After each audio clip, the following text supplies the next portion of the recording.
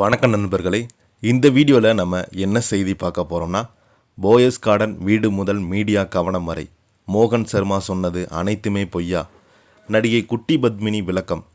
வாங்க என்ன தகவல் என்ன செய்தின்னு இந்த வீடியோவில் பார்க்கலாம். முதன்முறையாக நம்ம சேனலை பார்க்குறீங்கன்னா சப்ஸ்கிரைப் பண்ணாதவங்களாம் சப்ஸ்கிரைப் பண்ணிக்கோங்க. பெல் பட்டன் சிம்பளமிக்கி நம்ம சேனலோட நோட்டிஃபிகேஷனை எனபிள் பண்ணிக்கோங்க. நாங்கள் போடுற வீடியோ எல்லாமே உங்களுக்கு உடனுக்குடனே வந்து சேரும். வீடு உள்ளிட்ட சொத்துக்களை இழந்த மோகன் சர்மா தான் முதியோர் இல்லத்தில் இருப்பதாக சமீபத்தில் ஒரு தகவல் இணையதளத்தில் பரவி வந்தது. இதனால் அவங்களுக்கு உதவ திரைத்துறையினர் சிலர் முயற்சிகளை முன்னெடுத்து வராங்க.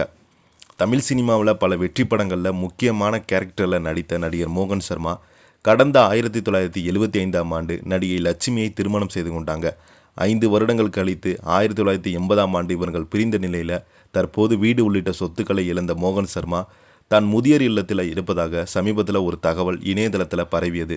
இதனால் அவங்களுக்கு உதவிய திரைத்துறையினர் சிலர் முயற்சிகளை முன்னெடுத்து வந்தாங்க.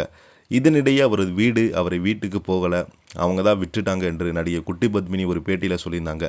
இது குறித்து பிரபல யூடியூப் சேனலுக்கு நடிகை குட்டி பத்மினி அளித்த பேட்டியில், முன்னாள் முதல்வர் ஜெயலலிதா மருத்துவமனையில் அனுமதிக்கப்பட்டிருந்தபோது ஆயிரக்கணக்கான போலீஸ் பாதுகாப்பு பணியில் இருந்தாங்க, ஆனால் என்னை மட்டும் உள்ளே விட்டாங்க என்று அவர் கூறினாங்க. அந்த காலகட்டத்தில் நடைபெற்ற பல சம்பவங்கள் குறித்து ஊடகங்களில் முழுமையான தகவலை இருக்கிறது.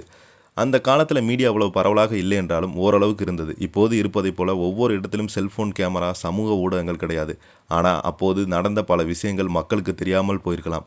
போயஸ் கார்டன் பகுதியில் அவரது வீடு வாங்கி கடன் உள்ளிட்ட நிதி சுமையிலிருந்து கடனை தீர்த்த பின்பு மீதமுள்ள தொகையை தொடர்பாக பேச்சுவார்த்தை நடத்தி ஒரு மருத்துவர் அந்த வீட்டை வாங்கினார். இந்த வீட்டை விற்பதற்காக எனக்கு கூட மெசேஜ் போட்டிருந்தாங்க. ஒரு மருத்துவர் அந்த வீட்டை வாங்கினார். வீட்டை வாங்கிய பின்பு அந்த வீட்டை காலி செய்ய மோகன் சர்மா 1 மாதம் அவகாசம் கேட்டார். அந்த வாக்குறுதியை நம்பி வீட்டை வாங்கி மருத்துவர் 1 மாத கால அவகாசம் வாங்கினாங்க. ஆனால் 2 ஆண்டுகள் ஆன பின்பு அவர் வீட்டை காலி செய்யலை. மேலும் வீட்டை காலி செய்யாமல் வீட்டை விற்றவரிடம் யாரிடம் சொல்லாமல் மற்றவரிடம் கடனாக பணம் பெற்று அவரை இந்த வீட்டில் குடி வைக்க விட்டு வெளியேற்றினாங்க. வீட்டை வாங்கிய மருத்துவர் திடீரென பார்த்தபோது புதிதாக குடி வந்தவருக்கு இவருக்கும் பிரச்சனை ஏற்பட்டது. அதன் பிறகு வழக்கறிஞர் பிரச்சனையை தீர்த்து வைத்தார் என்று குட்டி பத்மினி கூறியிருக்கிறாங்க.